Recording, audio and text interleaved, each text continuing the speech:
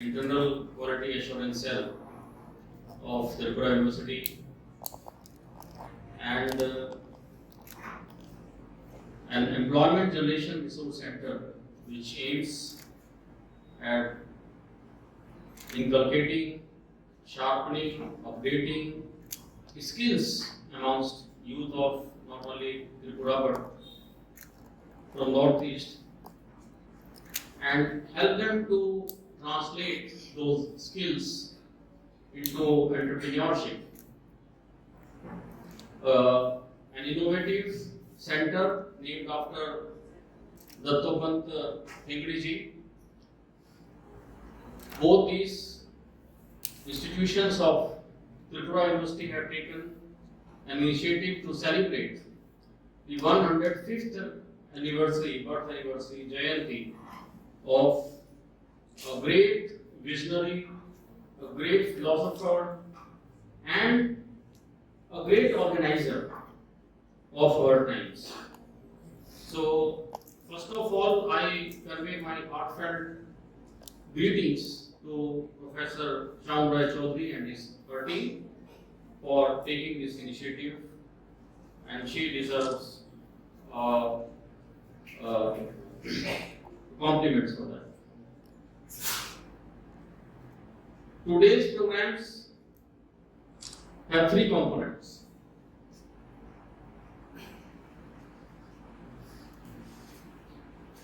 One is the recitation of Vande Mataram song.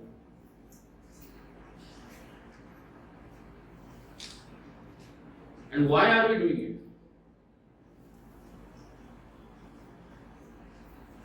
Then you have Swadeshi Sankalp, and you have a discussion on the role and on the relevance of Thengri's thoughts in contemporary times. What is the underlying connecting feature in all these three components has to be understood at the very outset. As we know that with Vande Mataram, Anandamath novel and this, the movement,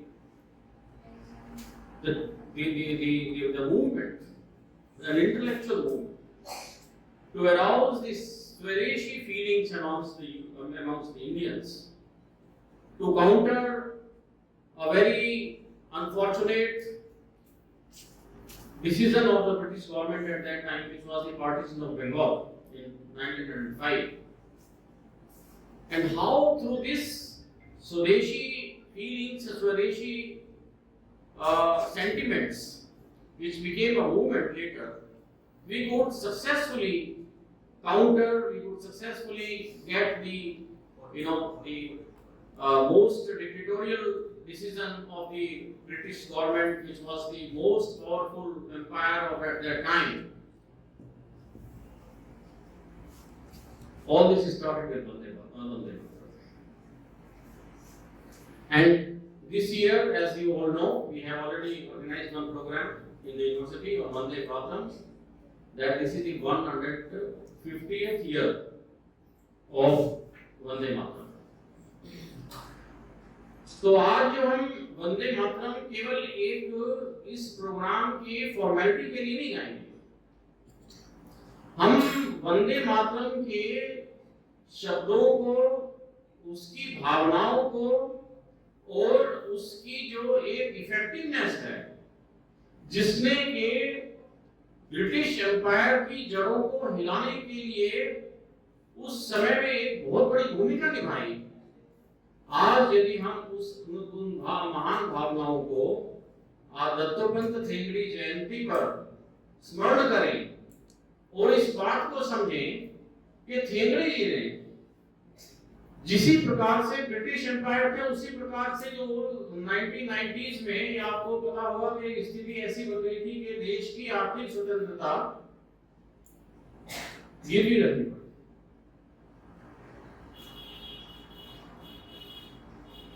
ध्यान है किसी को? कोई economics के student थे ना, अभी आप अपने टेक्स्ट बुक में पढ़ते होंगे कि किस प्रकार से भारत को अपनी अर्थव्यवस्था चलाने के लिए, आपको मालूम होगा कि किसी भी देश की अर्थव्यवस्था का आधार होता है उसका गोल्ड रिजर्व, कितना उसके पास सोना है। उस गोल्ड रिजर्व को विदेशी शक्तियों के पास में गिरवी रखना पड़ता, और हमारी आर्थिक स्वतंत्रता राजनीति को उसी के ऊपर बेस्ड होती है।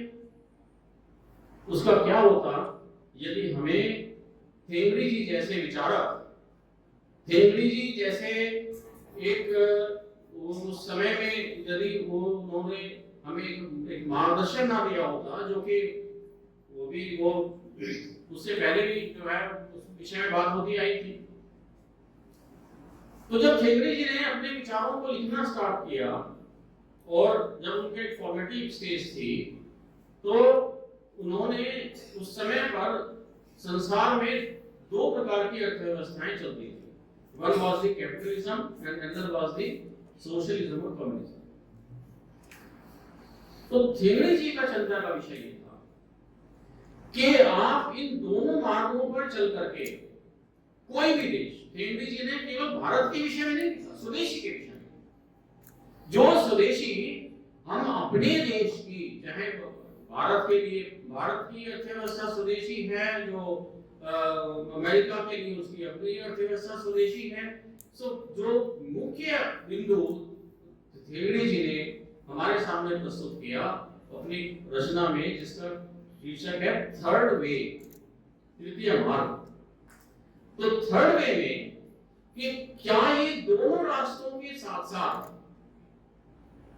कैपिटलिज्म और सोशलिज्म या कम्युनिज्म के साथ साथ कोई तीसरा भी ऐसा मॉडल हो सकता है डेवलपमेंट का, और यदि हो सकता है तो उसकी क्या क्या जो है वो मुख्य बातें होंगी।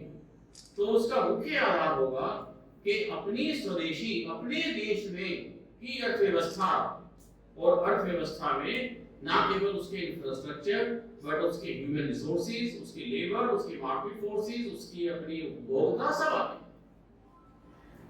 तो किस प्रकार से हम अपने स्वदेशी मॉडल ऑफ डेवलपमेंट को, जहां की आप भारत के कॉन्टेक्स्ट में इंडियन मॉडल ऑफ डेवलपमेंट बोल सकते हैं, कि इंडियन मॉडल ऑफ डेवलपमेंट को हम अपना करके इन दोनों मार्गों पे चलने की जो हमारी एक राजनीतिक व्यवस्थाएं बन गई थी कि हमें दोनों में से दोनों तरफ किसी एक की तरफ जाना है, या दोनों में से किसी जो है वो अपना समय समय पर, जैसे आप देखते होंगे कि जो डेवलपमेंट मॉडल प्लानिंग कमीशन और जो 5 ईयर प्लान्स पे देखने को मिलता है कि एक निश्चित राह नहीं मिल पाई। कभी हम हैवी इंडस्ट्रियलाइजेशन की तरफ जाते हैं, दूसरे 5 ईयर प्लान पे हम एग्रीकल्चर की तरफ जाते हैं, तीसरे में फिर कुछ और कर लेते हैं। तो वी हैव बीन एक्सपेरिमेंटिंग।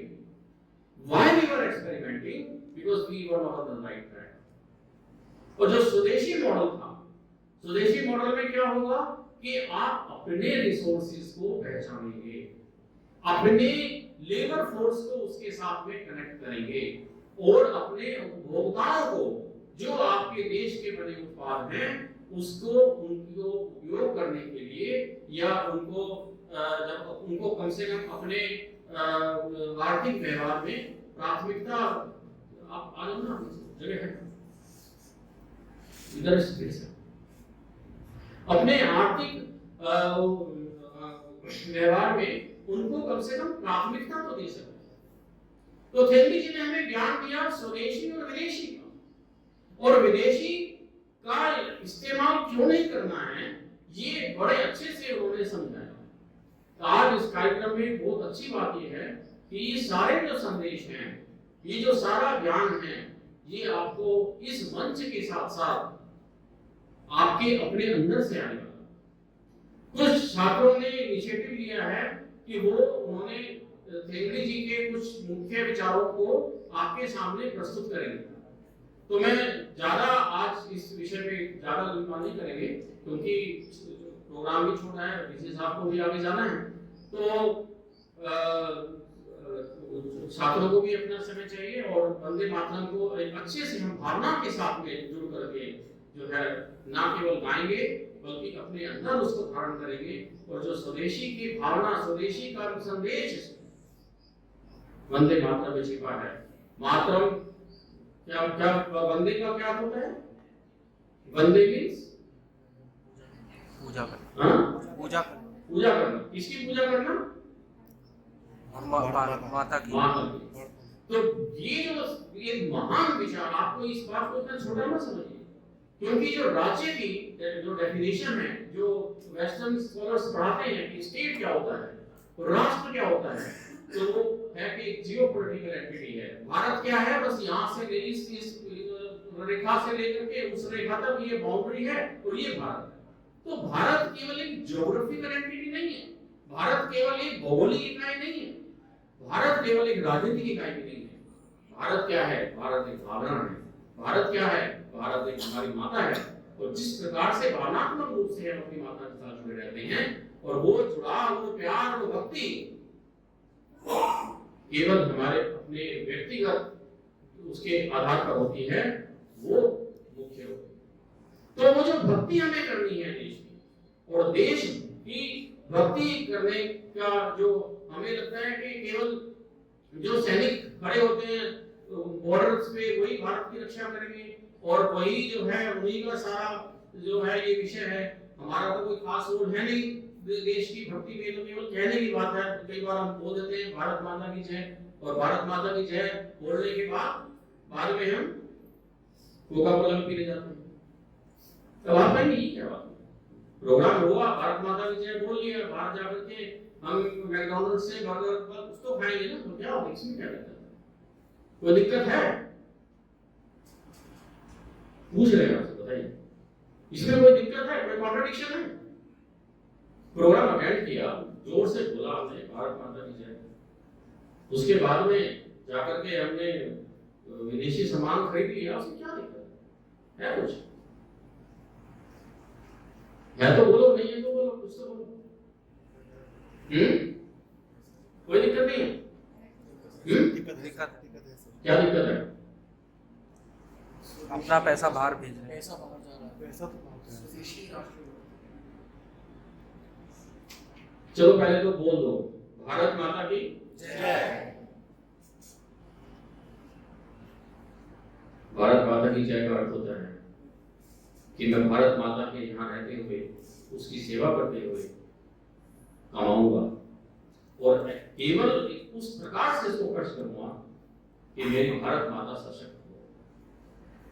यदि मैं भारत के रिसोर्सेज का इस्तेमाल करके भारत के उद्योग धंधों में धन अर्जन करता हूं, और उसके बाद में इस प्रकार से उसको खर्च करता हूं कि विदेशी कंपनियां स्ट्रॉन्ग होती हैं, और वो विदेशी कंपनियां स्ट्रॉन्ग होकर के, अच्छी बात है वो अपने हित हुए, बट वही विदेशी कंपनियां, वही विदेशी ताकतें, वही चाइना, वही बांग्लादेश, वही तुर्की, वही अजरबैजान, वही अमेरिका, उसी पैसे से जो मेरी भारत माता से लिया हुआ है, जो मैंने खर्च किया है, जो मैंने भारत माता की सेवा करते हुए कमाया था, उसी पैसे से हमारे ऊपर ही अटैक करते हैं, हमारे ही मंदिरों को तोड़ते हैं, हमारे ही आर्थिक और हमारे जो है राजनीतिक इंटरेस्ट को क्षति पहुंचाते हैं। तो इस प्रकार से भारत माता की जय बोल करके, और इस प्रकार से स्वदेशी भावनाओं का एक प्रोग्राम करके, इस प्रकार से वंदे मातरम गा करके, मैं केवल देशद्रोह का काम करता हूं।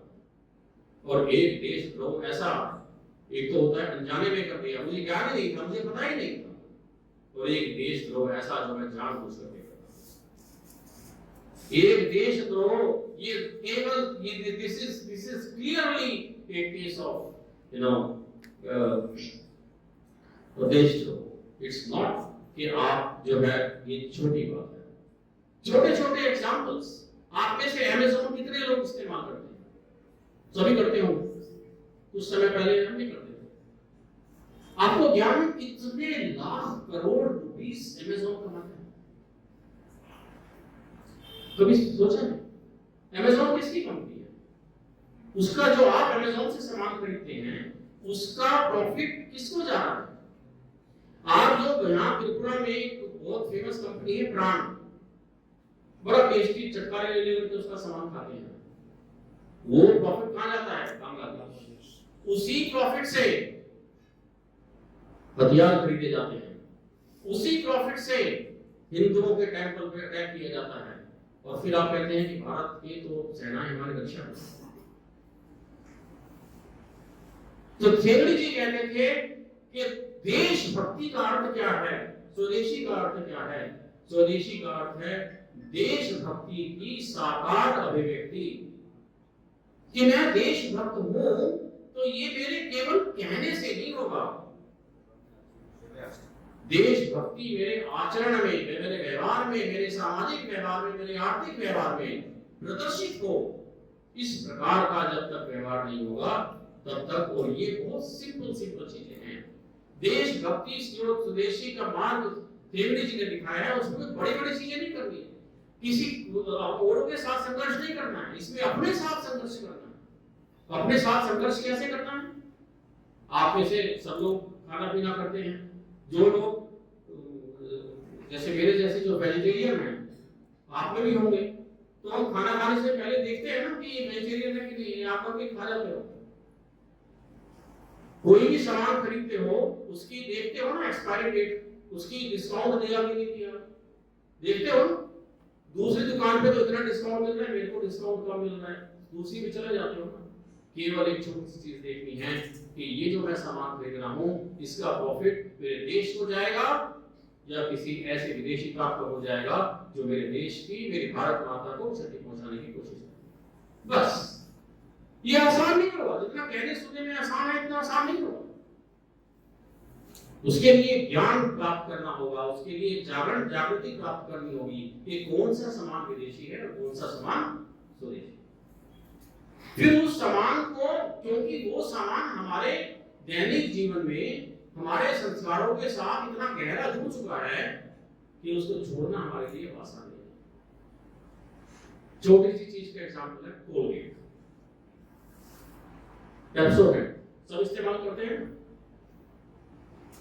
अब कहा जाए कि कोलगेट तो विदेशी कंपनी है और इसका जो प्रॉफिट है वो विदेशों में जा रहा है, बट एक छोटी सी चीज है, परंतु आप यदि कहा जाए कि इसकी बजाय कोई भारतीय टूथपेस्ट इस्तेमाल कर दो तो वो आपके लिए एक बहुत बड़ी दैनिक क्रांति से कम नहीं हो।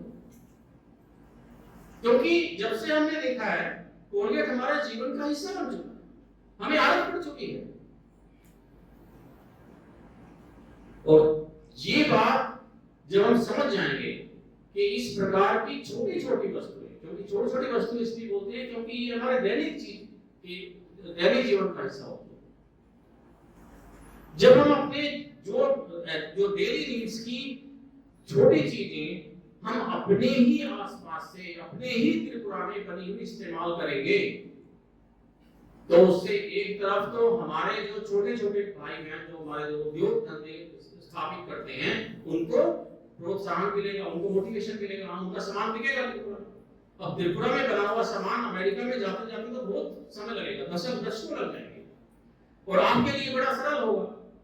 तो हम अपने एरिया में ही बना हुआ सामान यदि खरीदेंगे तो हमारे त्रिपुरा में भी आर्थिक विकास होगा, इकोनॉमिक डेवलपमेंट होगा, और हमारे भी अंदर एक भावना आएगी कि मैं अपने जो है आर्थिक व्यवहार से कुछ ना कुछ देशभक्ति का भावना को व्यक्त कर रहा हूं।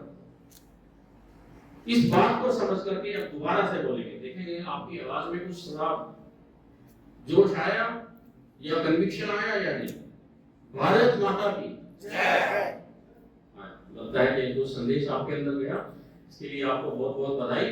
और आज आप सबकी ओर से जो थेगड़ी जी को हमने श्रद्धांजलि अर्पित की और हम उनके मार्ग पर, बताए हुए मार्ग पर चले, ऐसा कामना करते हुए मैं अपनी वाणी को विराम देता हूँ। आप सबको नमस्कार।